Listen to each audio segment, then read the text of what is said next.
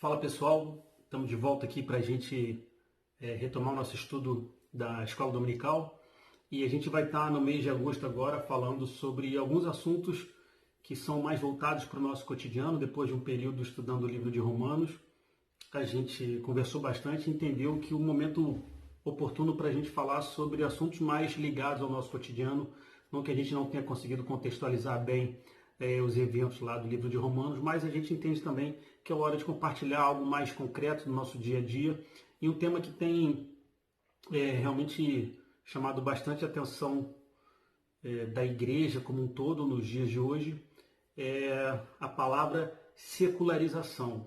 O que vem a ser a secularização? Na verdade, são práticas seculares que a igreja vem interagindo com a sociedade e nessa troca entre as práticas seculares e a vida religiosa, nessas trocas a gente tem percebido um confronto entre o que é cultural e o que são práticas de doutrina bíblica, onde esses dois mundos, secularização e doutrinas bíblicas, têm se confrontado e a gente vai falar um pouquinho sobre isso. Basicamente, a gente vê nos dias de hoje um movimento chamado secular, onde a gente percebe que o que antes existia no passado em relação às instituições religiosas, ou quando alguém se dizia pertencente a alguma determinada religião, de uma forma muito clara e muito convicta, ele conseguia descrever a doutrina daquela religião da qual ele frequentava, ou que ele era devoto, que ele praticava. O que tem acontecido nos dias atuais é que não existe mais nada de concreto. Então é muito comum cada um moldar a sua crença, a forma de se relacionar com uma determinada divindade, e ele vai moldando e vai costurando e pensando coisas de diversas religiões, e aí ele vai tendo a sua forma de interagir com o sagrado, com a sua vida religiosa. Dentro desse contexto, a palavra secularização, ela, apesar de ser usada em qualquer ambiente, no estudo da sociologia, no estudo da antropologia, ela é uma palavra que tem sua origem na forma bíblica, no estudo bíblico, porque Paulo vai usar a palavra do presente século, práticas do presente século, ou seja, a secularização. Traduzindo isso para os dias que a gente vem vivendo, secularização, essa palavra tem sido usada para caracterizar. A gente vai ver isso, eu li isso recentemente numa revista sobre religião, e um cara chamado Paulo Barreira, ele faz uma definição bem legal sobre secularização. Ele vai dizer que secularização, ela é a capacidade que as instituições religiosas perderam no que toca à capacidade de influenciar uma cultura e uma sociedade no que diz respeito a dogmas, rituais, voltados para uma determinada religião. Então, o que tem acontecido é que a secularização, ou seja, práticas do presente século, tem encharcado o mundo religioso, independente da sua crença. Ele tem entrado naquele ambiente religioso, ele tem descaracterizado aquele ambiente religioso, ou seja, ele tem confrontado dogmas e regras daquela instituição ou regras daquela religião e vem secularizando aquele ambiente religioso. Isso é bom, isso é ruim? A gente vai ver daqui para frente o que de fato isso pode nos afetar, ou se é um movimento em que a gente não tem mais para onde fugir dele, porque o movimento de secularização, ou seja, trazer para dentro do cotidiano religioso práticas que são vividas no dia a dia de uma comunidade não religiosa, que agora começam a influenciar a igreja. Então a gente vai encontrar um movimento de dentro para fora, ou seja, da igreja para fora dela, no sentido de temos que viver com esse ambiente de secularização, e a gente vai perceber também um movimento de secularização de fora da igreja para dentro, ou seja, é a igreja buscando um molde, uma forma de se relacionar com a cultura e abrindo mão de alguns dogmas, alguns rituais, algumas doutrinas, para que não fique tão distante da sociedade e do ambiente cultural que ela vem vivendo. A grande realidade é que a gente sabe que a igreja ela se distanciou de uma forma direta da realidade social, e no momento em que ela se fechou em quatro paredes, ela virou as costas ou fugiu do diálogo com assuntos seculares em que a instituição religiosa, a igreja, ela não poderia dar as costas para essas perguntas, para esses confrontamentos, para esse diálogo do ambiente secular. Então, é necessário a gente fazer agora um estudo para a gente entender o que essa secularização e essas práticas seculares vem influenciando a igreja e a vida cristã. Então, o grande objetivo nessa aula hoje é a gente entender como as práticas seculares podem influenciar a fé cristã e como a fé cristã deve influenciar essas práticas seculares. Dentro desse contexto de secularização, esse não é um assunto novo para a igreja, isso está desde da igreja primitiva, do primeiro século. A gente vai ver que algumas práticas seculares já começavam a entrar na igreja do primeiro século. Basicamente, quando a gente vê uma igreja composta por judeus, e a gente vai ver um confronto entre Pedro, que busca um pouco da tradição judaica, e Paulo confrontando esse rompimento com essa tradição judaica, a gente vai perceber que a secularização grega, ou seja, os gentios, a cultura fora da cultura judaica daquela época, começou a influenciar ou provocar nos judeus cristãos como eu vou me relacionar com esses gentios que não comungam das mesmas práticas religiosas que até então os judeus praticavam. Então a gente vai perceber um movimento de fora para dentro no que tange a secularização da cultura dos gentios, a cultura grega, para dentro da cultura judaica. Eram os judeus que se converteram e agora estavam vivendo uma realidade em relação aos gentios da época. Tem um texto que a gente vai estar lendo lá em Atos no capítulo 10, uma passagem conhecida, mas a gente vai ler 10 do 11 até o 16, que é a passagem que Pedro tem uma visão e envolve o centurião Cornélio, que era um gentio da época, um oficial romano, homem temente, piedoso, que simpatizante do judaísmo e, por sua vez, ele também se converte ao cristianismo. A gente vai ler do 11 até o 16, diz assim, no versículo 11. Então viu o céu aberto e descendo um objeto como se fosse um grande lençol, o qual era baixado à terra pelas quatro pontas, contendo toda sorte de quadrúpedes, répteis da terra e aves do céu. Ouviu-se uma voz que se dirigiu a ele. Levanta-te, Pedro, mata e come. Mas Pedro replicou, de modo nenhum, Senhor, porque jamais comi coisa alguma comum e imunda. Segunda vez a voz lhe falou, ao que Deus purificou, não consideres comum. Sucedeu isto por 3 vezes e logo o objeto foi recolhido ao céu. Essa passagem é uma passagem que Pedro estava no seu momento de oração e ele tem uma visão onde um grande pano, um grande toalha, desce com vários animais e uma voz fala para ele, olha, mata e come. E Pedro vai dizer, de maneira nenhuma, durante toda a minha vida eu fui fiel à lei de Moisés e a lei me proibia de comer tais animais. E a voz diz para ele agora, não diga que é impuro, não condene aquilo que Deus purificou. O que está acontecendo? A gente sabe de uma forma muito clara que esse movimento era um movimento em que o próprio Espírito Santo estava mostrando para Pedro que chegou o momento de anunciar o Evangelho para os gentios, para todos aqueles que não eram judeus. Então, a prática do matar e comer aqueles animais, na verdade a metáfora era, o matar e comer era anunciar e pregar o Evangelho, e aqueles diversos animais ali, até então que Pedro não comia, eram os diversos povos gentios que a partir de agora Pedro teria o compromisso de estar pregando para eles. E no primeiro momento, na visão, Pedro fala, de maneira nenhuma eu vou comer isso, porque a minha vida inteira eu me preservei de animais impuros como este. E a voz dizia para ele, o próprio Deus dizia para ele, não torne impuro aquilo que eu purifiquei, que eu santifiquei, ou seja, era o momento que Pedro tinha agora de anunciar o evangelho a todos os gentios. Esse contexto não só é uma visão espiritual, como é uma prática secular, ou seja, eu estou trazendo práticas do presente século, daquela época, para um contexto religioso, ou seja, está entrando no cenário judaico a prática, judaico-cristão, a prática de se comer animais que a lei antes proibia. A gente estudou isso no livro de Romanos, Paulo foi muito claro em relação a isso.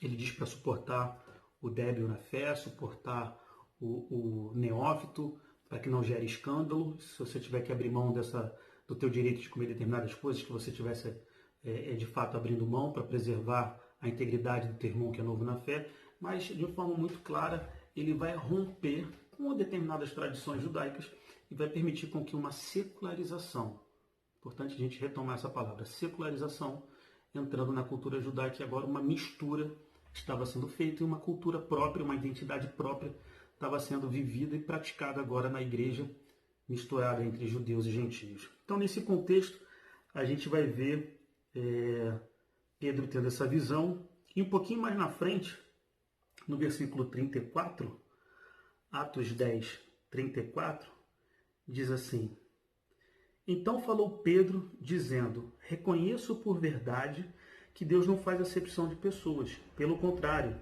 em qualquer nação, aquele que o teme e faz o que é justo lhe é aceitável. Esta é a palavra que Deus enviou aos filhos de Israel, anunciando-lhes o evangelho da paz por meio de Jesus Cristo. Este é o Senhor de todos. Então, o que Pedro chega à conclusão é de que, de fato, era o momento de pregar para todo mundo. Mas práticas seculares estavam entrando agora na cultura religiosa judaica, agora judaico-cristão, porque esses judeus se converteram a Jesus Cristo. Então, existe um movimento de secularização para dentro da igreja. A gente vai ver também, no período interbíblico, que é um assunto que a gente vai falar um pouquinho mais na frente, no mês de outubro, a gente vai estar estudando o período interbíblico. A gente vai perceber que no período interbíblico, ou seja, a cultura grega, ela vai confrontar a tradição judaica. A gente vai ver Alexandre o Grande, Alexandre da Macedônia, quando ele toma a Palestina, ele influenciado pela cultura grega, ele vai fazer de Jerusalém quase uma nova Atenas. Então ele vai disseminar a cultura grega por toda a região da Palestina. E a gente vai ver determinadas práticas seculares entrando de novo na cultura judaica. A gente vai ver que determinados judeus tentaram até reverter a circuncisão, se é que você pode imaginar um negócio desse. Mas práticas seculares, ou seja, de uma tradição grega, por conta de uma grande influência de uma sociedade que era dominante, ela influencia de tal forma os judeus daquela época, a gente está falando aí por volta de 380 a.C. até o ano zero, que é o período interbíblico, quando nesse período a cultura grega começa a avançar através do império de Alexandre da Macedônia, a gente vai perceber que vários judeus vão aceitar essa secularização e vão abrir mão das suas práticas religiosas, ou seja, uma secularização está acontecendo de fora para dentro da cultura judaica. O que está? Eu dei o exemplo aqui que alguns judeus tentaram reverter a circuncisão, porque, se você lembra, vai ser nesse período da cultura grega em que vão ser construídos os ginásios, o culto ao corpo, a prática esportiva. A gente vai ver o início dos Jogos Olímpicos nesse período, e você vê o culto ao corpo, os ginásios onde a cultura grega era disseminada. A gente tem os monumentos históricos, onde você vê o corpo humano totalmente trabalhado com a sua musculatura, e você vê o órgão masculino sem a circuncisão, ou seja, no seu natural, e você vai ver que quem era diferente daquilo era meio que envergonhado, era um racismo, era uma discriminação de uma etnia, ou seja, os gregos que tinham a prática de no seu ginásio o corpo ficar nu, exposto, no momento que se encontrava um judeu da época na sua circuncisão, era meio um momento de vergonha. Então, uma prática de secular foi a reversão da circuncisão, onde alguns judeus tentaram isso por conta da vergonha. Então, dentro desse contexto de secularização, a gente vai ver um movimento de fora para dentro e um movimento de dentro para fora. O que é o melhor para a gente?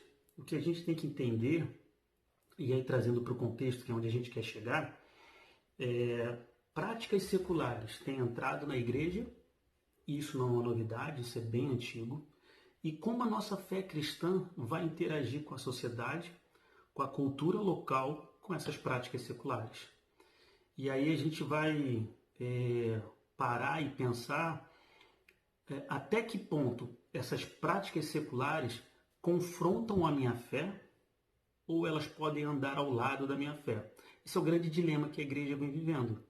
Práticas seculares, a gente percebe que a gente vive num momento da igreja eu diria que na sua grande parte, os evangélicos vivem aquele momento agora de uma grande euforia, onde, de alguma forma, esse movimento da hipergraça, esse movimento de que o que importa é o amor, o que importa não são mais as doutrinas e os dogmas bíblicos, mas o importante agora é amar, é que as pessoas possam ser felizes, e o Evangelho vai ser uma ferramenta para facilitar um bem-estar social. O Evangelho vai ser uma ferramenta, um instrumento para proporcionar um ganho espiritual na vida de alguém. Perceba que esse Evangelho que eu estou falando, que é o que tem sido vivido nos dias atuais, ele tem sido um complemento, ele tem sido uma ferramenta para melhorar o seu bem-estar social, o seu bem-estar espiritual também. Só que ele deixou de ser um divisor de águas. É muito comum, você chega hoje numa loja, lá no Saara, no mercado, lá entre os camelôs, você escuta uma música evangélica sendo tocada. E se você pedir para desligar a música evangélica sendo tocada, os próprios camelôs vão dizer que não desliga não. Há uma sensibilidade, há um desejo de achar que aquilo está abençoando aquele momento. Por outro lado, aquelas pessoas não querem ter compromisso com nada que está na Bíblia, nem com aquilo que a gente entende como doutrina bíblica. Então, se eu tiver que ter uma prática de adultério, se eu tiver que viver uma vida de vícios, se eu tiver que viver uma vida de corrupção, isso tudo faz parte, mas eu quero ouvir a música lá do Zaqueu, que toca nos mercados populares aí, e isso tudo é normal. Então, é uma inda e vinda de secularizações que estão interagindo com a igreja. E como é que a gente se comporta diante disso? Eu aceito isso? É hora de me posicionar, dizer, não, eu não aceito o pecado. Ou vou deixar dizer, não, venha do jeito que você está, fica ouvindo, mas se você continua sendo um corrupto, se você continua usando produtos falsificados, se você continua... Isso tudo é muito válido. A gente vê em comunidades, a gente viu reportagem em que traficantes, antes de sair para tomar o morro do lado, ou a boca de fumo do lado, pedia oração para o pastor do morro, para a igreja local, para que orasse, porque eles estavam saindo para tomar uma determinada outra facção, outro ponto de droga. E eles pediam oração, e chegavam-se lá alguns pastores e oravam por ele. É normal isso? Então, assim, entenda, a gente vai abordar aqui diversos assuntos super polêmicos, que é importante, que a gente não pode deixar de conversar sobre eles. Não é mais tempo da igreja olhar esse assunto de longe e simplesmente deixar passar ao largo, mas de fato a gente conversar sobre eles, dialogar sobre eles para entender qual é a nossa posição e o que as Escrituras, o que a Bíblia Sagrada fala a respeito dessa secularização. Então, nesse contexto que eu estou falando, a gente vai ter, ao longo de agosto, outros assuntos falando sobre secularização. Então, nesse universo, é muito comum a gente pensar, eu já falei isso em outros estudos, eu posso identificar atividades seculares que não confrontam a minha fé, como eu posso identificar atividades seculares que de alguma forma vão tirar a primazia, ou seja, vão tirar o primeiro lugar de Deus na minha vida. Como eu devo entender, em que momento eu devo perceber que determinada prática secular ela está confrontando a minha fé, ou ela se torna até um pecado? Toda vez que uma prática secular ela tira a primazia de Deus da sua vida, ou seja, o protagonismo da sua vida deixa de ser o Senhor Jesus Cristo, e essa prática secular começa a ocupar o espaço que deveria ser de Deus na sua vida, você pode ter certeza que essa prática secular precisa ser ressarchada da sua parte. Você precisa afastar ela da tua vida. Algumas delas a gente vai estar falando, né? Se você resolve passar o ano novo de branco, né? Uma prática secular, passar o ano novo de branco. Por que um cristão vai passar o ano novo de branco? De repente você foi convidado para passar o ano novo no terraço lá do seu tio, e ele pediu, olha, vamos todo mundo de branco para fazer uma festa do de branco aqui? A princípio, não tem nenhum problema, foi um pedido dele. Eu não vejo nenhum problema em você se vestir de branco, porque ele pediu uma festa, você está indo lá para virar o ano novo com ele. Até então, em nenhum momento a sua fé foi confrontada. Agora, no momento em que você se veste de branco, porque no seu entendimento, você entende que você deseja paz para o novo ano, e você entende que o vestir branco, uma prática secular, uma prática do presente século, do qual todos acreditam através de uma cultura, sem evidências, mas uma cultura, uma prática cultural, dizendo que o estar de branco vai gerar um ano novo, um ano que está entrando, um ano cheio de paz. Qual o grande problema nisso? É que você, que entende através das Escrituras, que é aquele que te traz paz, aquele que, apesar de toda a luta, enche o teu coração e tua mente de paz e alegria, é Jesus Cristo. No momento em que você diz que você precisa estar de branco no ano novo, é o que eu falo do que se tem o cristianismo do presente século. O cristianismo contaminado de secularização. Eu posso passar um ano novo de branco? Pode, mas qual é a tua motivação? A tua motivação é porque você precisa passar de branco, porque você precisa de paz no ano que vai entrar? De fato, você não entendeu quem é Jesus Cristo na sua vida. E aí a gente percebe vários cristãos novos na fé que precisam ser ensinados e instruídos sobre, de fato, as práticas seculares. Elas são ruins? Perceba, se essa prática estiver tirando a primazia de Deus na sua vida, de fato ela tem que ser afastada. Esse é o ponto para que a gente possa identificar quais práticas seculares confrontam a sua fé cristã e devam ser afastadas. É isso que a gente tem que colocar em mente. O que está tomando a primazia de Deus na minha vida? Da mesma forma, eu, quando católico, eu não comia carne em Corpus Christi, se não me engano, esse é o feriado. Ou na Páscoa, desculpa, na Páscoa. Devemos comer carne branca, porque é um dogma, uma tradição católica, cultural. Por quê? Porque é uma forma de... Perceba, se você ainda depende, se no relacionamento com Deus, você ainda precisa de rituais de sacrifício para se relacionar com Deus, você de fato não entendeu ainda o sacrifício da cruz. A cruz eliminou todo tipo de sacrifício. Eu não preciso mais agora de práticas religiosas que vão estar me subjugando para que eu possa me comprometer com a minha crença. Eu posso querer comer peixe na Páscoa? Posso. Eu posso me relacionar com os familiares comendo peixe, não comendo carne? Claro, claro. Dessa forma você não está escandalizando. Então, nesse contexto de secularização, diversas práticas, é igual a gente vê, vou falar um negócio aqui que pode ser uma besteira, mas você imagina assim, sabe quando você está lá no pessoal do Big Brother, depois daquelas festas lá do Big Brother, todo mundo bêbado e cantando hino evangélico?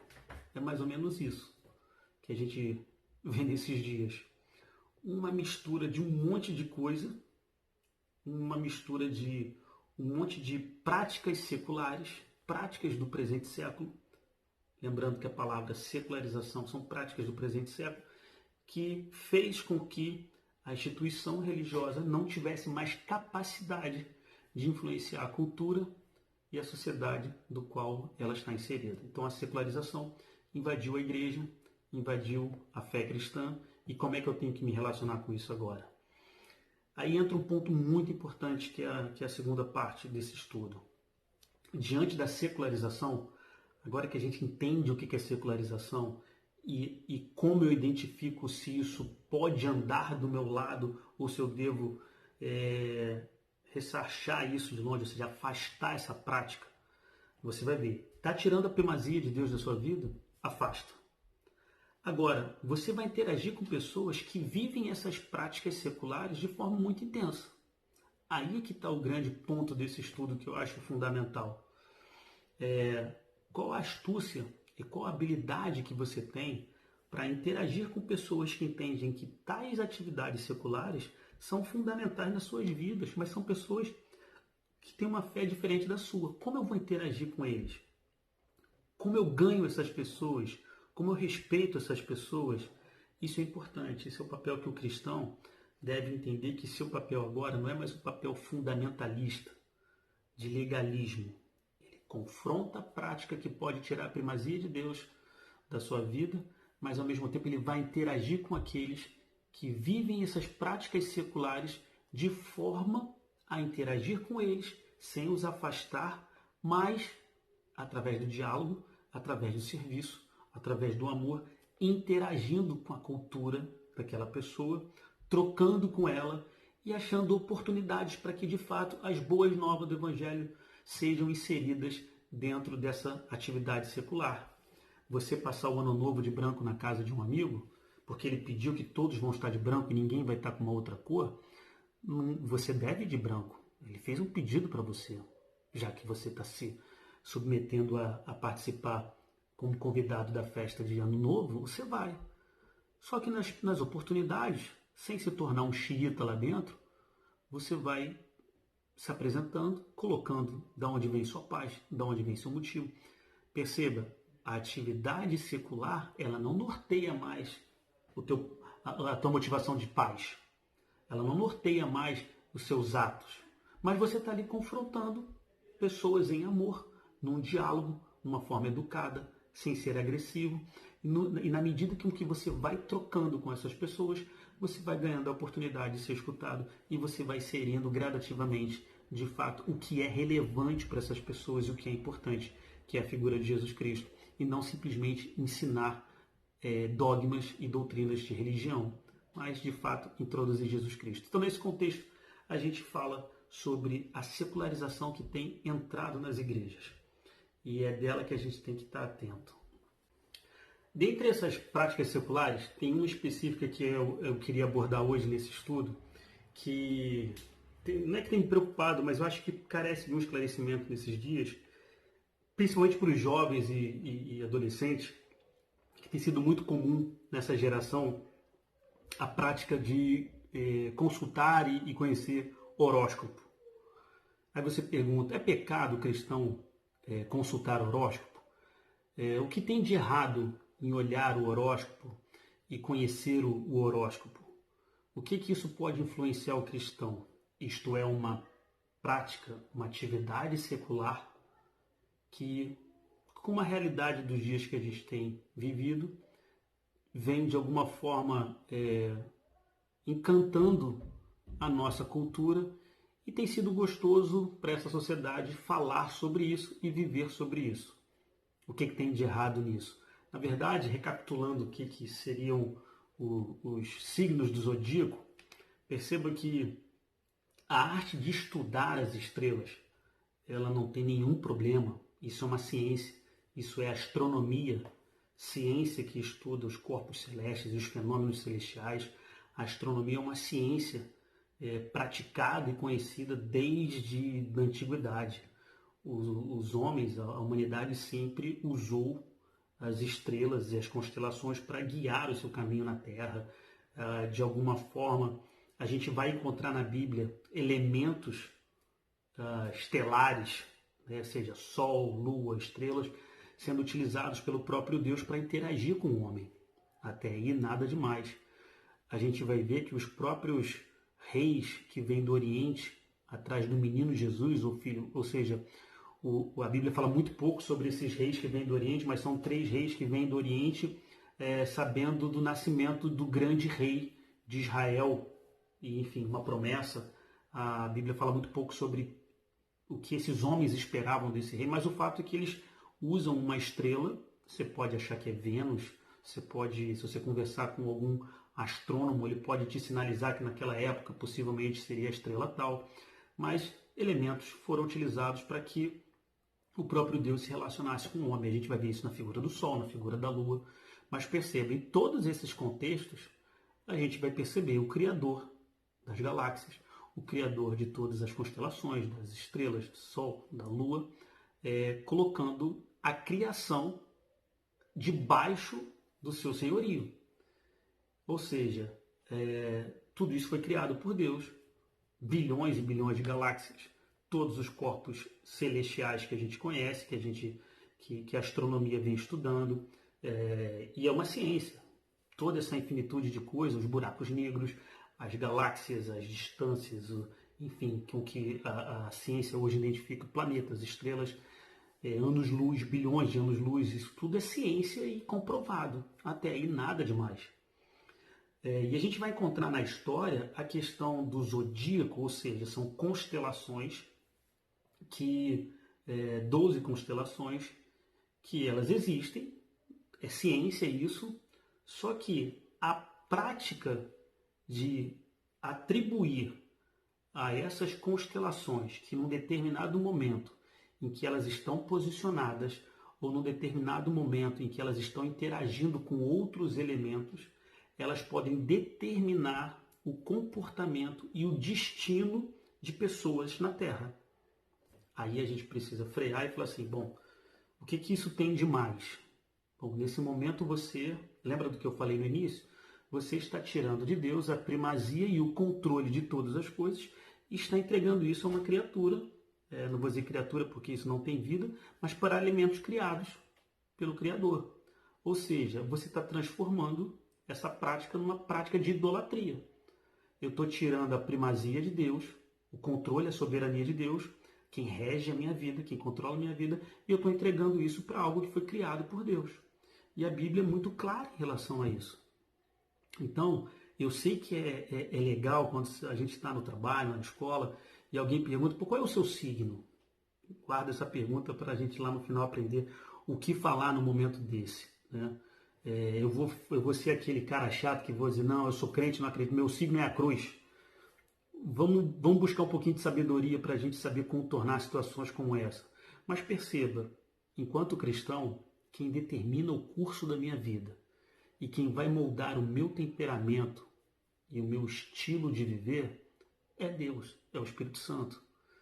Eu não posso dizer que eu vou crer que pelo fato de eu ter nascido no dia 2 de dezembro, e segundo o zodíaco eu sou um sagitariano, que todas as minhas características, que o meu jeito de viver, e mais que o meu destino, e que o meu viver nos próximos dias, a minha área sentimental, a minha área financeira, a minha área de relacional, ela já está pré-determinada por conta de constelações, por conta de elementos, corpos celestes. Isso sim é tirar a primazia de Deus. Existe, mas é muito parecido. Vamos separar duas coisas. Astrologia não é astronomia. Astronomia é uma ciência. Astrologia é você pegar essas constelações e fazer interpretações dela para definir o comportamento e a forma como você vive e como o seu destino está pré-determinado, baseado em combinações celestes. Vamos dar uma olhada no que a Bíblia fala a respeito disso?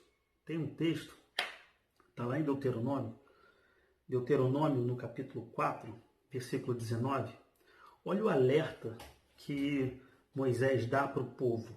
Versículo 19 diz assim: guarda-te, não levante os olhos para os céus e vendo o sol, a lua, as estrelas, a saber, todo o exército dos céus, não sejas seduzido a inclinar-te perante eles, e des culto àqueles, coisas que o Senhor teu Deus repartiu a todos os povos debaixo de todos os céus.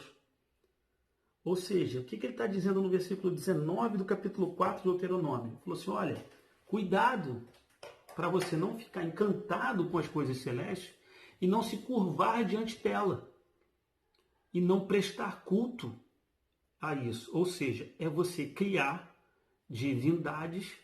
Aí você fala, mas os zodíacos, os signos, os símbolos, eles não são divindades. Perceba, não são divindades, mas atuam tirando a primazia de Deus na sua vida. Nesse momento, você está diante de uma idolatria e de uma prática secular que está penetrando dentro da sua fé cristã. Então, a orientação que a gente tem é: eu não posso entregar o destino, nem o meu comportamento, nem o meu estilo, nem a minha personalidade a uma combinação de astros que vão predeterminar quem eu sou. Ou seja, eu estou tornando seres sem vida como divindades na minha vida. Isso é idolatria, uma prática de pecado, que a gente deve fugir dela. Tem outro texto lá em Jó.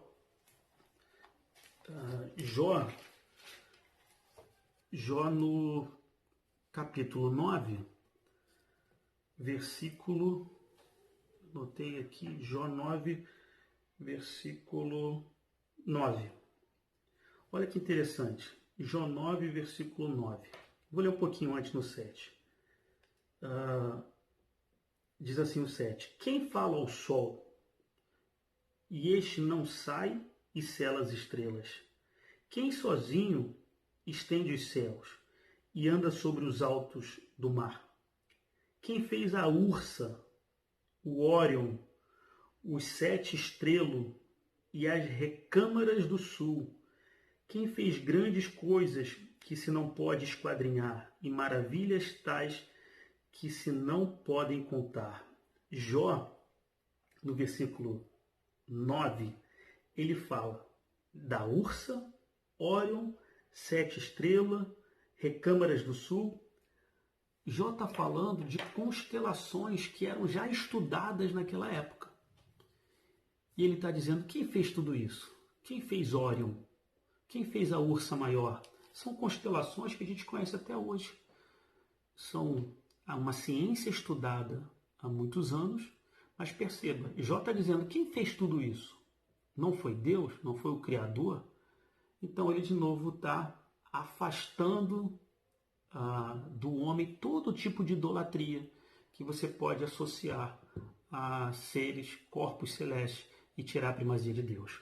Vamos dar uma olhada também em Daniel. Daniel é fantástico porque a prática de se consultar as estrelas, os corpos celestes, isso já na Babilônia já era comum. A gente vai ver lá em Daniel no capítulo 2, quando ele para diante do... Daniel já estava agora atuando como um facilitador do rei de Nabucodonosor. Ele precisava agora interpretar um sonho. Interpretar, e ele fala no versículo 27.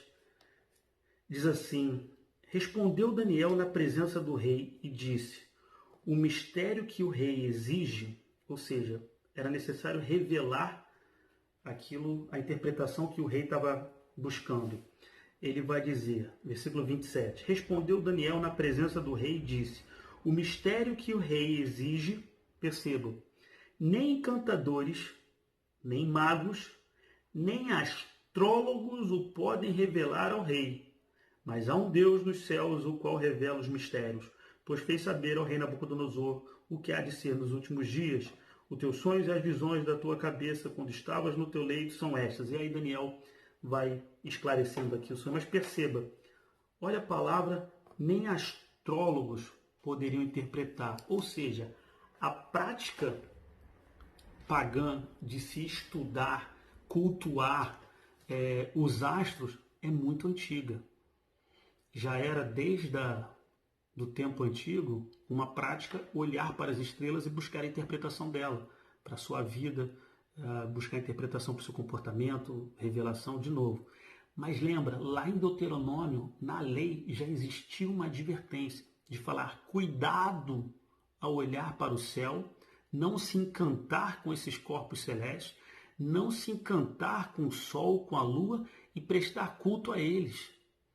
Lembra do comportamento de Israel que volta e meia fugia para a idolatria e abandonava o seu relacionamento com Deus? A própria lei de Moisés já está alertando, olha, cuidado quando vocês olharem para o céu, para vocês não se curvarem diante disso.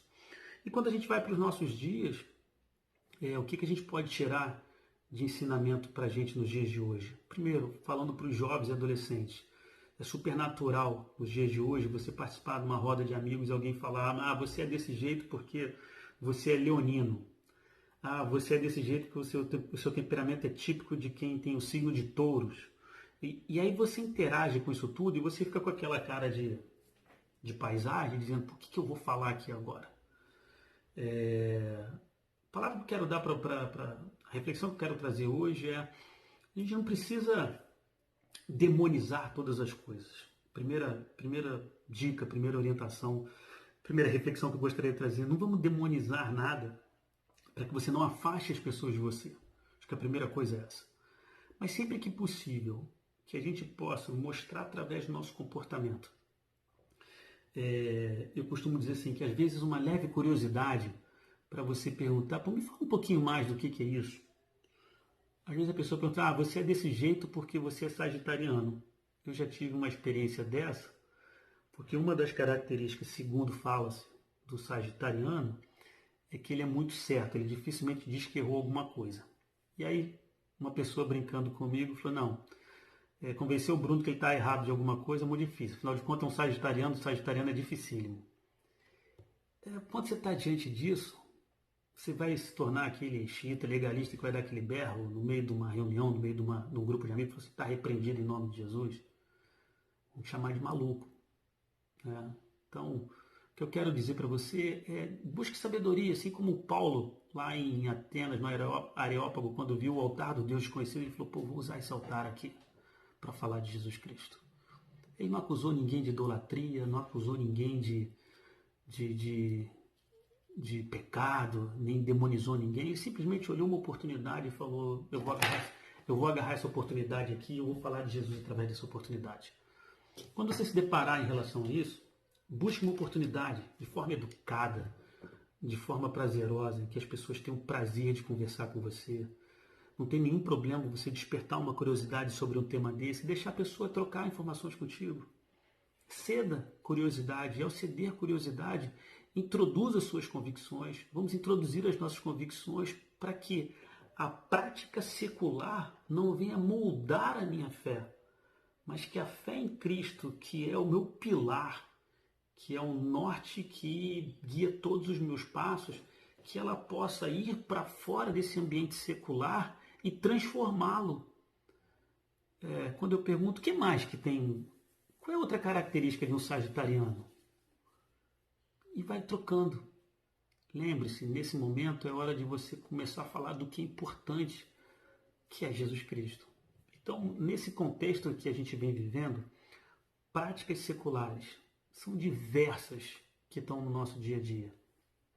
Esses textos que a gente encontra na palavra é uma garantia de que o zodíaco e as constelações jamais vão nortear a vida de um cristão. Jamais vão definir o meu destino ou predeterminar o meu amanhã. Ele está inteiro na mão do Senhor, inteiro. Agora eu preciso cumprir a minha missão aqui, que é anunciar Jesus Cristo para todas as pessoas. E se o ambiente que eu estou é um ambiente do qual o assunto é uma prática secular, um assunto secular, devemos sim ganhar conhecimento, buscar conhecimento de forma sábia, madura, de forma elegante, sem agredir ninguém, mas interagindo com essas pessoas, levando uma palavra sempre de paz, de esperança e principalmente uma palavra de salvação. Eu confronto aqueles que têm usado o Evangelho nesses dias para transformar o Evangelho numa ferramenta de um bem-estar social. O evangelho do qual eu creio, ele até pode trazer um bem-estar social, como pode também não trazer um bem-estar social. Mas uma coisa é certa, ele traz salvação. Salvação para todo aquele que crê em Jesus Cristo. Então, nesses dias tem sido... a gente vai falar isso ao longo do mês de agosto com outros temas. Mas lembre-se, a gente não veio aqui para simplesmente ser conivente ou ser aceito pelas pessoas por conta da nossa fé. Cabe a nós agora desenvolver habilidade para que essas práticas seculares, para que esses assuntos seculares possam ser trocados e interagidos conosco. Eu falei já em aulas passadas, e vou terminar. Eu vejo cristãos postando nas mídias sociais sobre horóscopo. Eu vejo cristãos, a gente vive uma era onde a gente está endeusando os sentimentos. Isso me preocupa muito, porque a gente tem falado de sentimentos como se fossem deuses, né? A pessoa posta sobre gratidão, depois posta sobre amor, depois posta sobre fé. Isso tudo, eu vou dizer uma coisa, todos podem postar. O que você traz de novo nisso, né? O que você, como sal e luz nessa terra, tem de novo nisso? Como é que você vincula todos esses temas seculares, são seculares, à figura de Jesus Cristo? Como é que eu vou falar de gratidão? Como é que eu vou falar de fé? Fé, depois eu falo sobre o amor. Tá bom, cadê a centralidade de Cristo nesses temas? Como é que eu vou introduzir Cristo nessa secularização? Esse é o grande desafio da igreja. Então, o tema que eu queria compartilhar hoje é basicamente como o cristão e a sua fé cristã interagem com essa atividade secular e a crença do zodíaco, a crença do horóscopo. Então eu quero dizer para você, cristão, se você cristão que vem até hoje depositando sua curiosidade e sua esperança nessas consultas, eu digo, não precisa, abandone isso. Tire isso das suas mídias sociais, tire isso da sua crença, deixe de ser devoto dessas coisas e entregue, como bom cristão, o teu destino, os seus passos, ele é uma troca permanente de relacionamento com Deus. Então que você possa guardar isso no seu coração, que você de fato possa interagir com Deus e seja sábio para que esses assuntos seculares, nesses assuntos seculares, você ganhe oportunidade para introduzir a centralidade de Jesus Cristo em cada um desses assuntos seculares. Tá bom? Fiquem na paz, que Deus abençoe a todos. Até o próximo encontro.